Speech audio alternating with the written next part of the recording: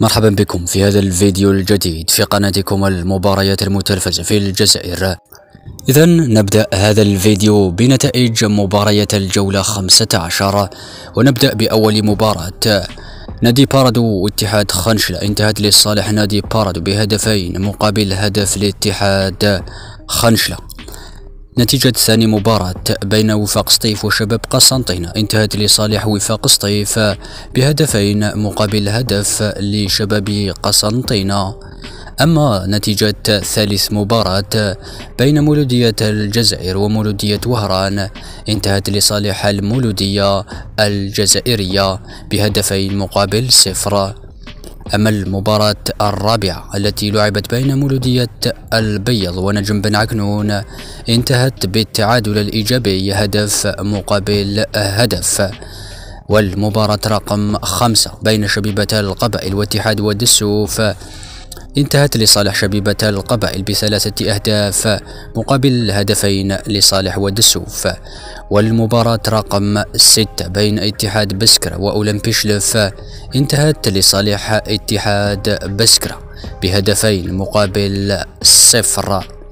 والمباراة الرقم 7 بين شبيبة الثورة وشباب الوزداد انتهت لصالح فريق شباب الوزداد ب3 أهداف مقابل هدف لشبيبة الثورة.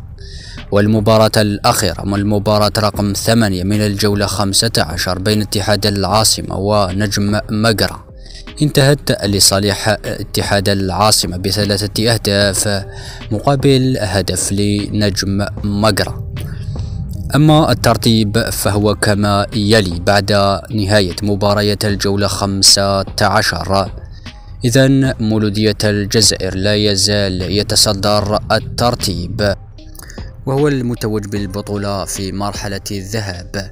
إذن مولودية الجزائر في المركز الأول ب36 نقطة، وفي المركز الثاني نادي باردو ب26 نقطة، في المرتبة الثالثة اتحاد العاصمة ب26 نقطة، أما في المرتبة الرابعة شباب الوزداد ب25 نقطة، في المرتبة الخامسة وفاق سطيف ب24 نقطة، في المرتبة السادسة اتحاد خنشلة ب23 نقطة، في المرتبة السابعة شبيبة القبائل ب22 نقطة، في المرتبة الثامنة شبيبة الثورة ب22 نقطة، وفي المرتبة التاسعة شباب قسنطينة ب21 نقطة، في المرتبة العاشرة اتحاد بسكرة ب21 نقطة، في المرتبة 11 مولودية البيض ب18 نقطة، في المرتبة 12 نجم مقرة ب17 نقطة، في المرتبة 13 أولمبي شلف ب16 نقطة، في المرتبة 14 نجم بن عكنون ب10 نقاط، وفي المرتبة 15 مولودية وهران ب9 نقاط. أما في المرتبة الأخيرة المرتبة رقم 16 من البطولة الجزائرية يحتلها اتحاد وادي السوف ب4 نقاط فقط، وهو في آخر الترتيب. نتمنى أن تتحسن أحواله ويعود في الترتيب.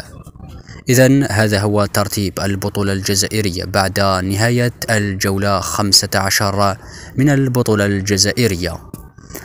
والآن ننتقل إلى موضوع آخر. إذن وننتقل بكم إلى ترتيب هدافي البطولة الجزائرية بعد نهاية الجولة 15. إذن كالعادة يوسف بالليلي لا يزال في مصدرة الترتيب ب10 أهداف. في المرتبة الثانية إبراهيم ديب لاعب شباب قسنطينة ب8 أهداف. في المركز الثالث زكريا نعيجي لاعب مولودية الجزائر ب7 أهداف كاملة. أما في المرتبة السادسة ليونال وامبا لاعب شباب الوزداد ب6 أهداف. وفي المرتبة الخامسة سفيان بايزيد لاعب مولودية الجزائر أيضا ب6 أهداف. وأما في المرتبة السادسة والأخيرة في ترتيب الهدافين فيحتلها بالأطرش لاعب شبيبة الثورة ب6 أهداف. إذن هذه قائمة وتصدر الهدافين للبطولة الجزائرية بعد الجولة 15. والآن ننتقل إلى موضوع آخر. إذن ننتقل إلى تشكيلة الجولة 15 من البطولة الجزائرية. في حراسة المرمى أسامة لتيم حارس مولودية الجزائر.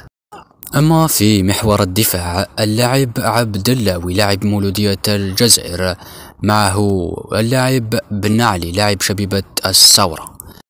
أما لاعبين الرواق، في الرواق الأيمن رضواني لاعب اتحاد العاصمة، أما في الرواق الأيسر الشيخي لاعب وفاق سطيف.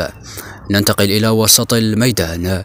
إذن نبدأ بياسين تطراوي لاعب نادي باردو، معه بوراس لاعب شباب الوزداد وجحنيط لاعب اتحاد العاصمة.